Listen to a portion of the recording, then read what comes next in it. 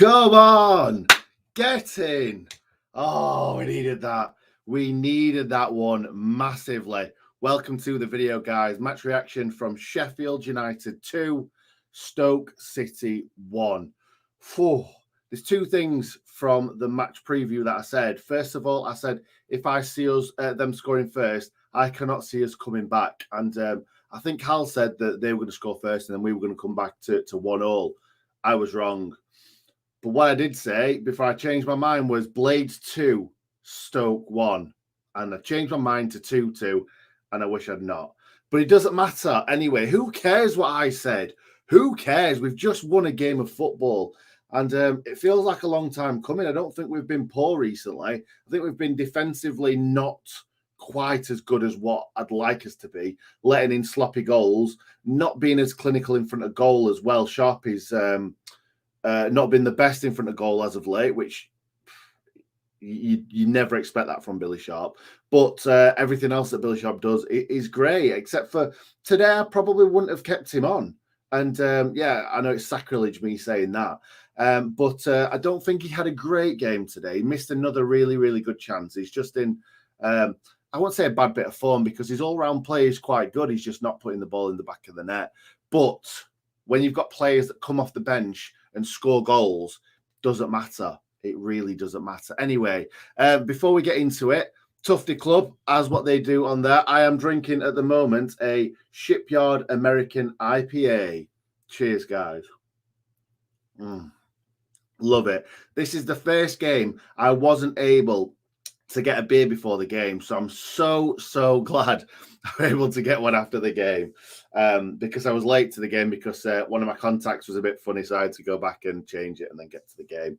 But yeah, anyone who gave me a shout out today when I was passing him, thank you very much. It's nice to be seen and people shouting in good nick all the time. It's always nice to see.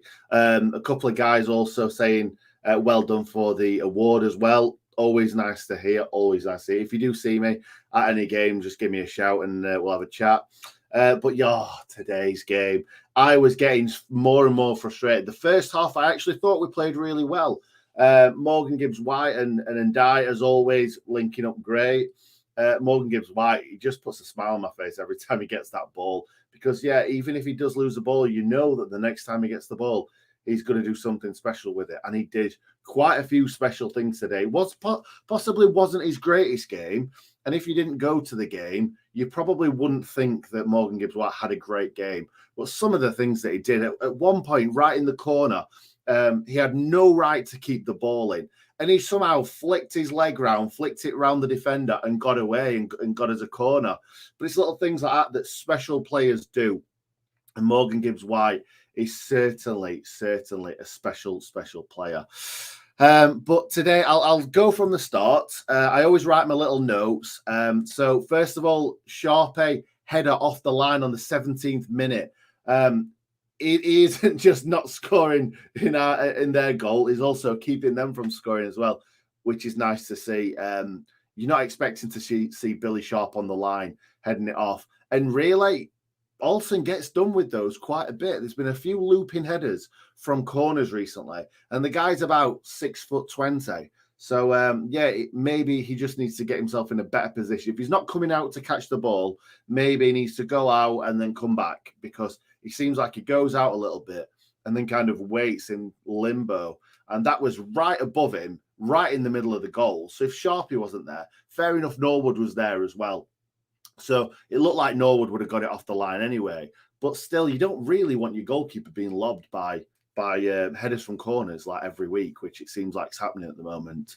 31st minute, Billy Sharp crosses the ball for Morgan Gibbs-White. Header just wide. It was a sitter. I'm going to be honest. I've just watched the Sky Sports highlights, shall we say, just to kind of brush up on kind of what I've just watched.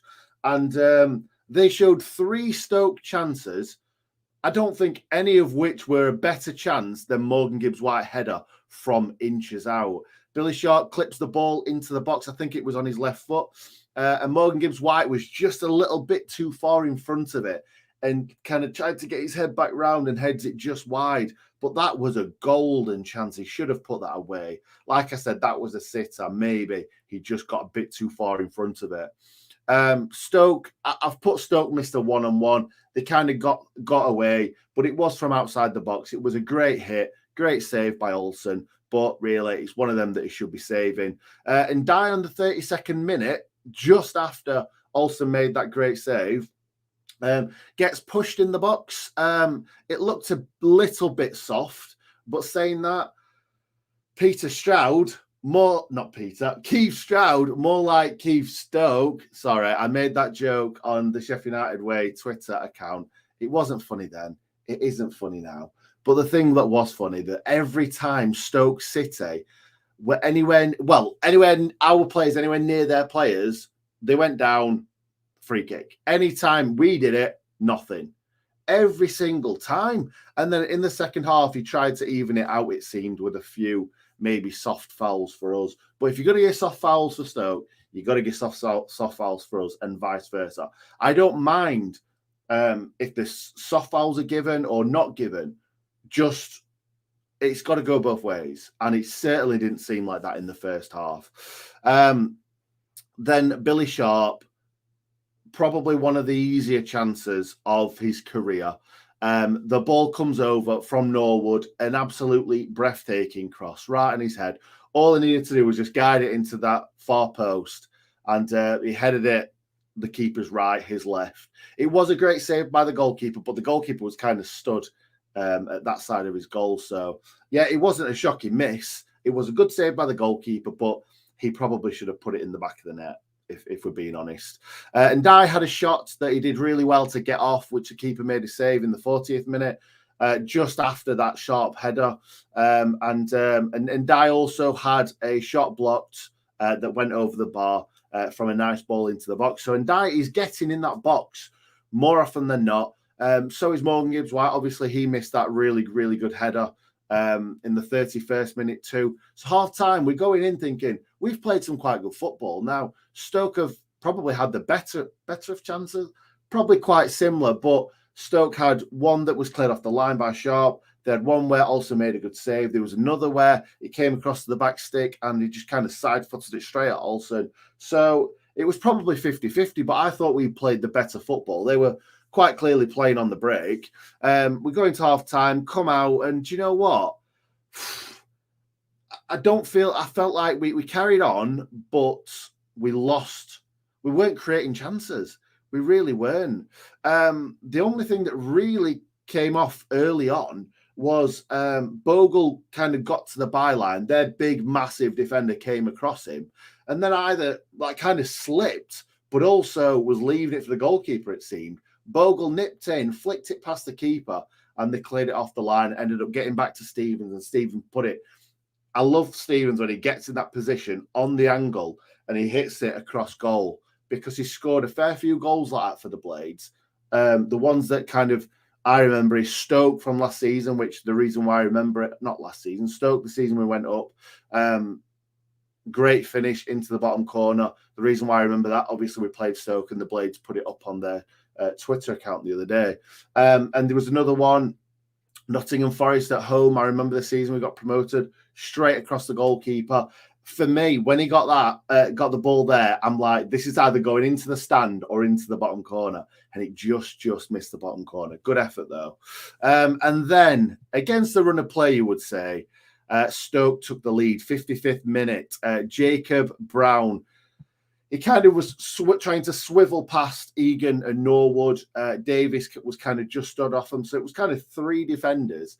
And he somehow managed, because I've not seen the goal from a different angle. He somehow managed to get it through three players and into the bottom corner. It was a great strike, great finish. I can't say for certain if Olsen could have saved it or not. From where I sat, it didn't look like he could save it, but it went in the back of the net. Another one of those really, really frustrating goals where it's like, that's come from nowhere.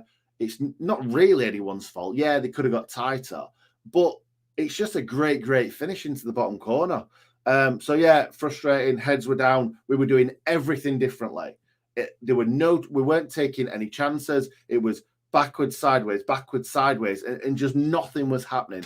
Then we brought Moose on, Conor Horahan.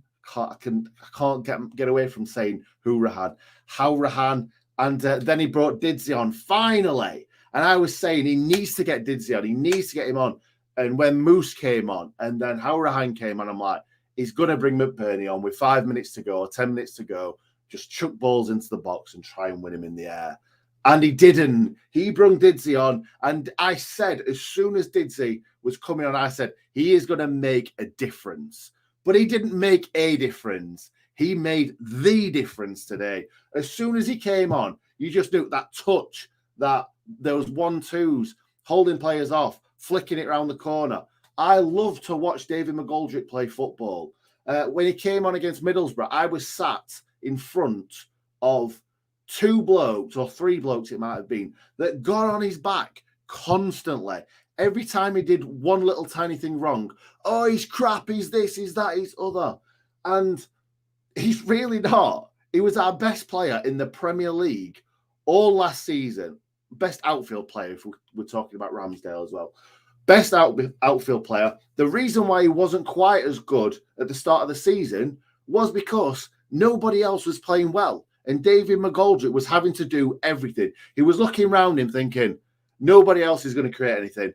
I'm going to have to do it all myself. And he was trying that, and he was being greedy, and it wasn't coming off for him. And then he got himself injured, and then Morgan Gibbs-White and Iliman Ndiaye came into the side, phenomenal players. And then he kind of got shunned a little bit. He was in the shadows. And I'm thinking, what?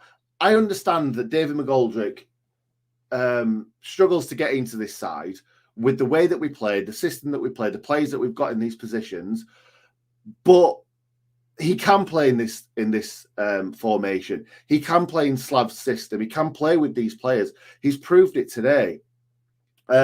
Whether he is a starter or whether he's somebody that you bring on as an impact sub, I don't know. But today, DIDZY was that impact sub that we needed.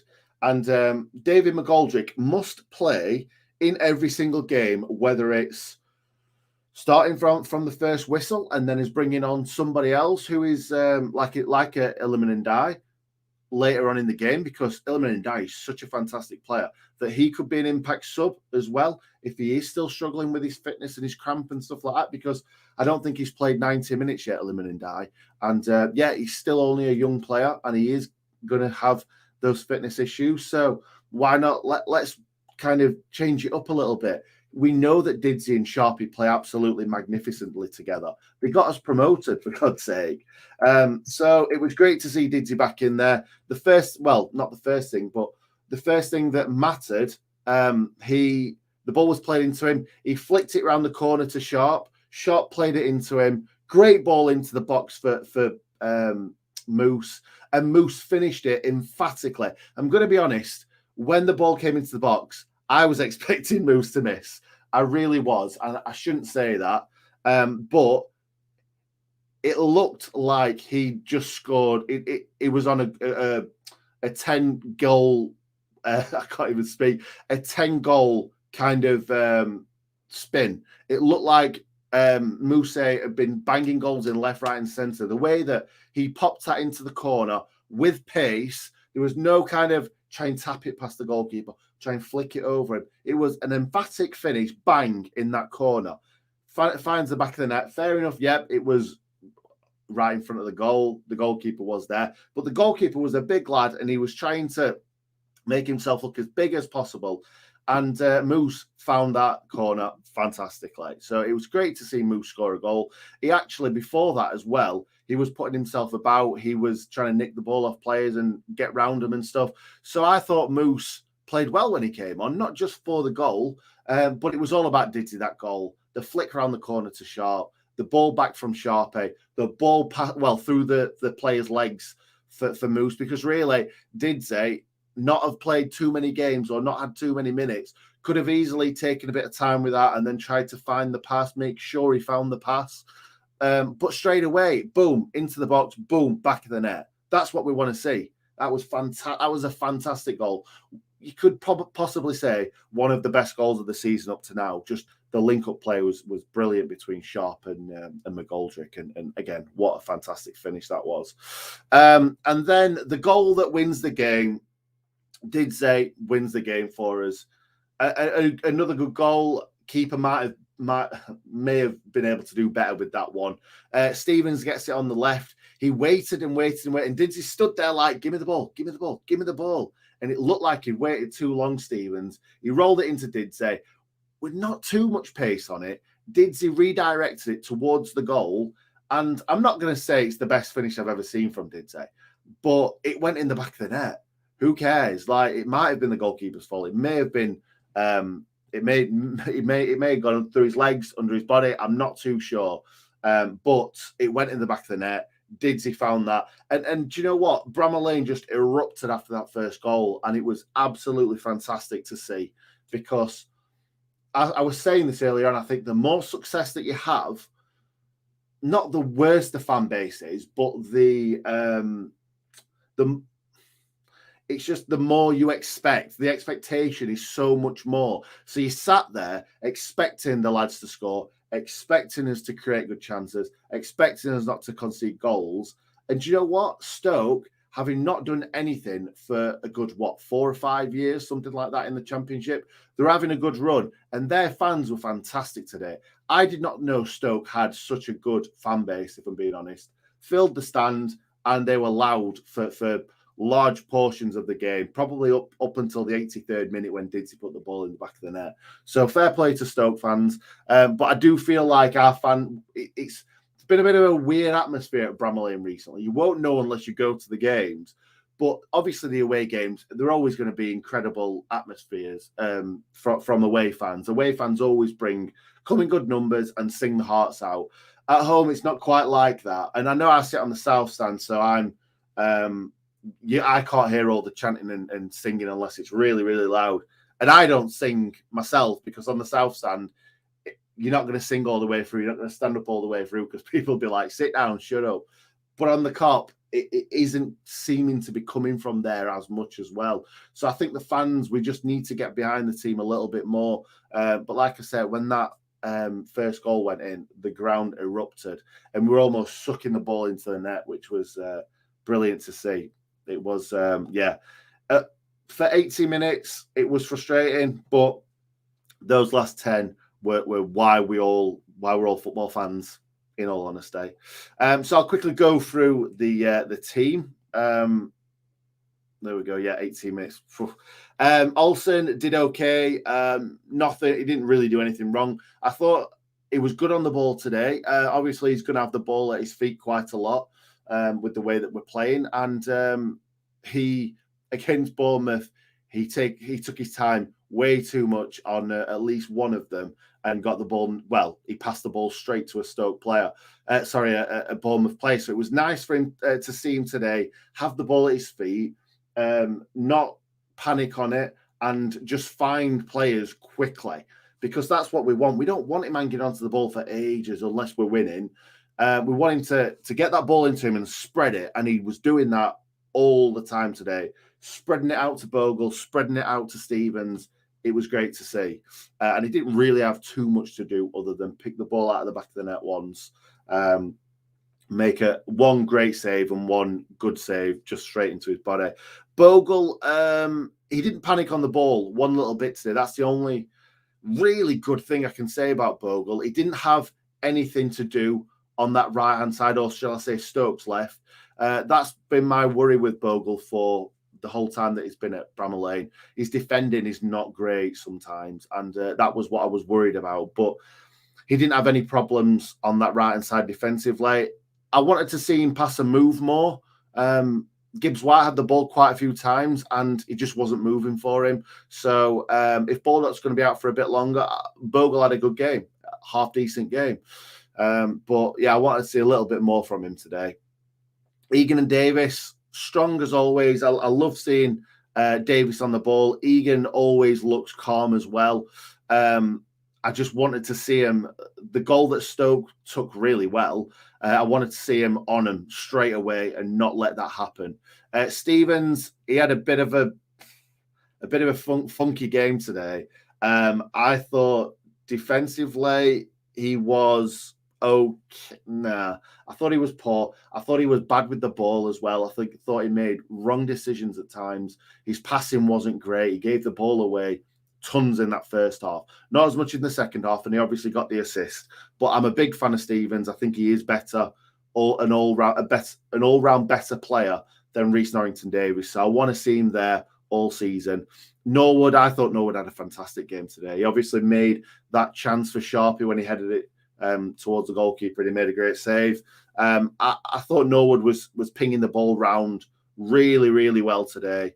I think Norwood's had a good 3, 4, 5 games, to be honest. I thought he was pretty poor at the start of the season, and he's picked up since that international break when Morgan Gibbs-White came in and Iliman Ndiaye. I think that he's picked up his game massively, and that's because we're not expecting Norwood and Fleck to make the chances anymore. We're expecting Gibbs-White and Ndiaye and Osborne and these players to make the chances. So it's great to see a little bit of pressure taken off Norwood, and he's certainly playing better. It came off today, but I think that we're only to change it up a little bit and try and force the issue and get a goal. Fleck, he did well in patches. He was certainly picking the ball up and being John Fleck and driving forward and getting us up the pitch. I just want to see a bit more. Once he's done that driving, I then want to see him play a 1-2, or I want to see him release the ball maybe a bit earlier and not get tackled or whatever. I just feel like he's driving and then he's like, I don't know what to do with the ball now. Ozzy, he had a pretty Aussie game today, down that left-hand side, got some good balls into the box, caused some problems, but he's still a left-back for me. He's still a left-back or a central midfielder. So I do think when he gets into those positions, the only thing that he can do is cross the ball. And if it's not a pinpoint cross, probably not going to get much from it. So I love Ozzy, and I think he deserved that clap when he walked around the pitch because he puts in everything, and that's what we want to see. Northerners like to see players who put 100% in, and Ozzy does that every single week. Iliman Ndiaye, I think he's a fantastic player. He gets into that box and he tries to score goals, and that's what we want to see. When you've only got one striker up front, you need those midfielders to get into the box and try and score goals. And Ndiaye's doing that, and so is Gibbs-White. And Gibbs-White, for me today, like I said, it wasn't his best game, but it certainly wasn't his worst game. He put in some... But one thing that stuck in my mind towards the end of the game, the ball was played from kind of Stoke's right back all the way to kind of their left winger. I don't know where Bogle was, but Gibbs-White made me laugh because he ran like that with his head down, trying to get into a good position. And then he turned around, looked at the ball, saw that it was in a perfect place, and just absolutely smashed it away. And it just made me laugh because that could have easily gone the wrong way. And he could have ran, and then turned around and the ball could have gone, or he might have been in the wrong position. But he's so dedicated, Gibbs-White. For a lone player, it's great to see somebody like him who will put his body on the line for absolutely everything. And he might not be the best defensive player, but he'll always put it in. And it's great to see. Love Gibbs-White to bits. Sharpie, I don't think it was his best game, but he still created chances. He still got on the end of things, but it didn't quite go in for him today. But great link up we did say for the first goal, obviously. Then we've got David Mcgoldrick, who came on. I'll run through in descending order. David Mcgoldrick, fantastic. I think I've talked a bit too much about David Mcgoldrick today. Fantastic player, needs to play in every single game, whether it's on the bench or starting. He needs to be there because I think he's been disrespected a little bit by the fans. A lot of fans I put out there, from the Bladesman Twitter account, I retweeted and said, I'm worried for DIDZY. I think that DIDZY, Sharpie, Ozzy all should get new deals. There was a lot of players on that, like Luke Freeman, Regan Slater, players like that. And I said, I'm worried for Sharpie and DIDZY. Even though they should be getting new deals, at least 1 year deal, I'm worried for them. And so many people said Sharp needs a year and Osborne needs a new contract. I don't think one person said that David Mcgoldrick was deserved of a new contract. Now, that to me is absolutely scandalous from our fans, because David Mcgoldrick has been such a great servant for this club. And it's not just on the fact that I'm a big David Mcgoldrick fan. He was the best outfield player in the Premier League last season. We were shocking in the Premier League. He was our top goal scorer, scoring goals when we were playing rubbish. He was making chances. He was doing everything he could to drag us up that league. Yeah, fair enough. We didn't get dragged off the bottom, but he tried his best to drag us up that league. And just the fact that maybe he's had a couple of games where he hasn't been perfect, people are saying doesn't deserve a new contract. And when he came on and scored, well, he created that goal and then scored that goal, I was so pleased for him, because so many people have just discarded him from their mind already. We've got Morgan Gibbs-White. He's on loan, guys. He's on loan. And I know that DIDZY's not going to last for another 4 or 5 years or whatever, but we can certainly get another year out of him. We could get another 2 years out of David Mcgoldrick at this level. And fans writing him off is just absolutely shocking. And those fans, they're coming on Twitter tonight and saying that, oh, what a great player David Mcgoldrick is. I've always wanted him to be playing and starting and stuff. Get away, because you can't write someone off after 3 or 4, maybe not tip-top performances. Anyway, I'm going to get off my soapbox now. Conor Horahan did okay when he came on. Don't remember anything too sparkling from him, but when he's on, it's always nice to see him taking those corners. 𝐍𝐸𝐫𝐍 obviously took his goal really well. I thought he actually played well with his play up to that point as well. So it's not just about the goal. It's not always just about goals. It's about the performance as well. And I thought he played really well. He played okay when he came on. He played okay. Anyway, let's hear a lot of people giving David Mcgoldrick grief here. Now I've said that. Whew, so what a comeback! Absolutely, Joachim. Absolutely, mate. Easy win. Wow, I would not say that. I would definitely not say that. The Pirate is back. Yep, that's right. I predicted us 2-1. Top lad. I love that. I wish I'd have gone with that. Lovely that. Good to see the award-winning channel back live. Yes, Will. Yes, mate. Feed the moose and he will score. Yes, he will sometimes. Brilliant comeback, 2 from the Dons. Yes, yeah, I saw that as well. That was brilliant. I saw that Wednesday were 2-0 up. I'm like, oh, for God's sake, Wednesday 2-0 up. We're losing. Oh, this is not going to be a good Saturday. If it's going to be a Sheffield double, then it would have been horrible to take. But no, well done to the Dons, and obviously we did our bit as well.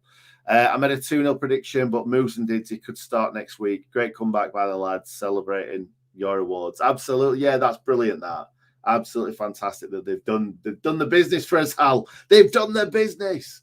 Supporting Sheffield United means you officially support the best fan channel in the EFL. That is right.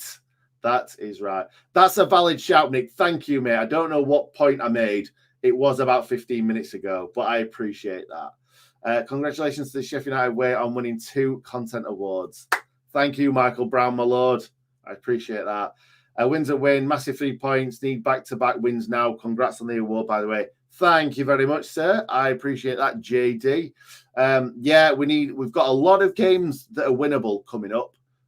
So yeah, it would be nice to see us go on a 2 or 3 game unbeaten run or even winning run. The Blades needed a win today to keep pace with the leading pack. Yeah, we're 10 points off second place, and we are 13 points off Bournemouth, I think it is at the top. We were 14th before the game, and we've only gone up to 13th, which is annoying, but you just got to win games. And who is it now? Coventry manager, is it Mark Robbins? Said that if you're looking at the league table, I think this was on Football Focus. If you're looking at the league table at this point of the season, it's just for vanity. And I completely agree. I don't look at it. And I probably only don't look at it is because we've not been great this season. If we were top of the league, I'd be looking at it. I'd be looking at goal difference. I'd be looking at how many points we are above certain teams. But yeah, he's right. There's no point looking at it until towards the back end of the season. Congrats on the awards. What a difference one game makes. Had we lost today, we'd have been 3 points above the drop zone. Whoa, Paul. We don't want to see that, do we, mate? Great 3 points. Thank you, Stuart. Appreciate that, mate. And thank you for being a member as well. You're going to be getting some great things coming your way as a member. So if you want to be a member, make sure you click the button that is right next to the subscribe button. So make sure you go and click that because, yeah, you're going to want to be a member. You are going to want to be a member. Bring on Millwall. Lift off. Absolutely. It's great to have 2 home games in a row in quick succession, especially after you've won the first one. So, yeah, bring on Millwall. I don't know where Millwall are in the league right now. I'm just going to have a quick look. They lost at home to Luton today, which is always good. Always good. And Millwall are 14. They are a place below us. So we've leapfrogged Millwall today, which is great to see. Bloke next to me said he was going to do nothing. I'm not sure what that means. Shouts to all the AWV's award-winning viewers. Very good, Hal. Very good. I didn't have a clue what you were on about for a second there. Moose, Andy Darling. Thank you very much, darling. I said to my mate when Moose and DIDZY came on, that's it. We've lost now. How wrong I was. We were both. Yeah. We all do that, mate. We all do that. I remember when we played Tottenham and we brought on Che Adams and I said, oh, well, I guess we've given up trying to get back into this game now. And then he goes and scores 2 goals. It happens to the best of us, mate. It really does. Congrats on the awards. Well deserved. Thank you, Andy. I really appreciate that, mate. Mousse's finish was exceptional as the ball took a deflection off the Stoke player just before he struck it. Did it? I thought it went straight under him, but fair play. DIDZY, Moose, Bogle, 𝐍𝐸𝐵𝐿iman. Exciting seeing them all tonight. Lots of game changes on the pitch. Absolutely bang on, mate. Luke Van Dome, legend. Just got in. James Parnell, good lad. I love everybody for going to the games. Go to as many games as you can. 28,000 there today. Could have been more, but no, it's great to see us in the kind of, if it's an above 25,000 average attendance by the end of the season, it's great. It is great, but we want to hit those 30s, don't we? Sit at Gangway G, back left of the Kop, great atmosphere, but was rather quiet when they scored compared to normal games. I think it's been quiet for a few games, mate, to be honest. I think it was was it the Preston game? I think it was straight after the Peterborough game. We'd gone and smashed Peterborough 6-2. I think it was Preston in midweek, and the atmosphere was just really odd, just really quiet, lots of murmuring, not a lot of singing, not a lot of cheering. Bit weird. No noise from the Kop. Has Johnny lost his voice? Stayed up for this one with my son, newborn Blade. Yes, William, love that, mate. Bring more into the world so that we can disappoint him, like we've been feeling for such a long time. Bogle did play well, Justin. Absolutely great. And Nick, can I just say a big well done for you and Hal for the awards at the FCAs on Thursday, mate. Keep up the great work, chaps. Thank you, Russ. Thank you so much, mate. Really appreciate that. Mcgoldrick in for Aussie next game. Just it's something different, isn't it? Like Aussie's like kind of so much on that left hand side. His feet are constantly touching the pain. So maybe Mcgoldrick kind of interchanging with 𝐸𝐿iman Die. Mcgoldrick going into the middle. Mcgoldrick coming back out. It could work. And we all know Aussie's going to put in a shift whenever he plays. Wolves beat Villa away at 95th minute, so maybe they'll let us keep Morgan Gibbs-White. A mate of mine who's a Wolves fan, Ed Haig Saunders, look for him on Twitter. He put out a article. He actually spoke to the Wolves manager, Bruno Lage, and he said that it's unlikely that Morgan Gibbs-White will be recalled by Wolves in January. So that's great to hear from the horse's mouth. You never know. It could change. Things could change. But Wolves beating Villa away from home in that derby today is what we want to see. It really is. DIDZY been awesome since he played for us.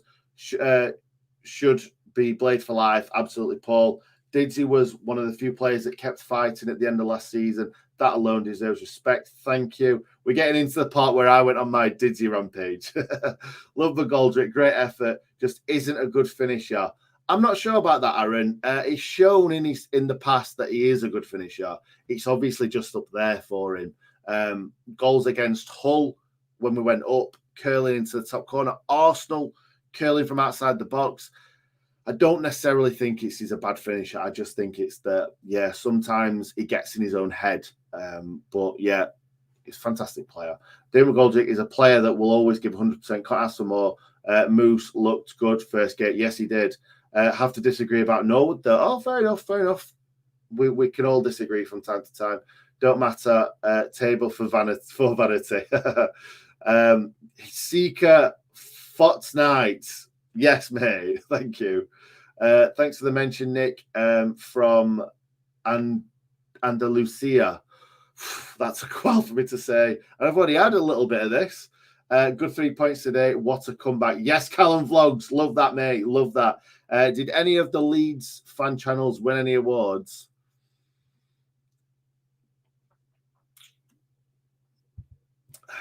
We'll move on from that, shall we?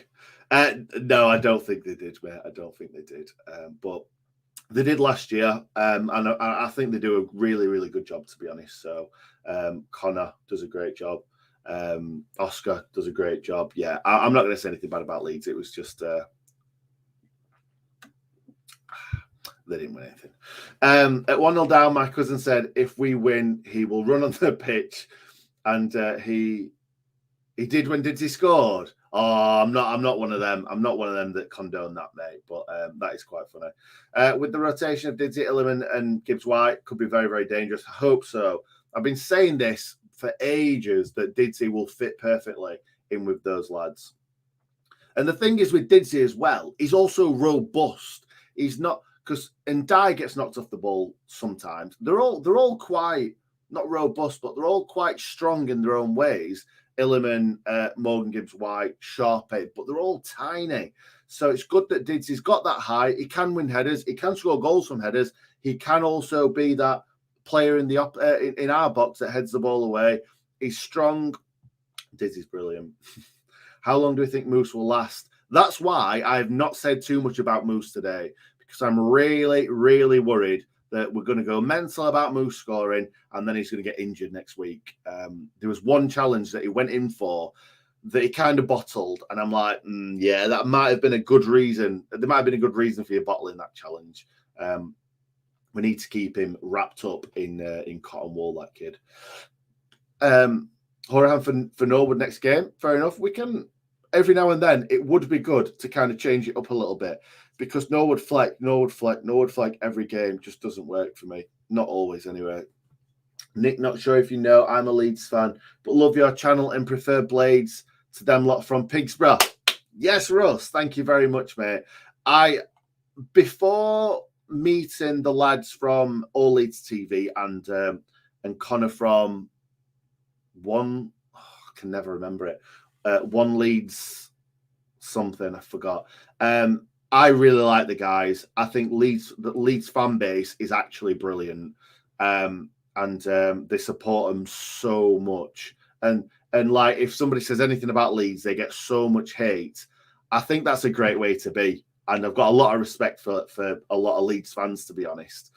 So in the last few years, I've gone from really hating Leeds to respecting them, we'll put it that way. Clipping that bit about the Leeds fan channels. Yeah, we've got to, haven't we? Got to. If Morgan Gibbs-White valuation goes up with his performance for the Blades, Wolves could easily recall him back in January, especially if they're struggling. They could do, but as of right now, I wouldn't think so. Great comeback, Blades. Good to see Moose getting on the score sheet. It's been a while. Hopefully, this might kickstart him up a bit to battle for the position. Yep, definitely.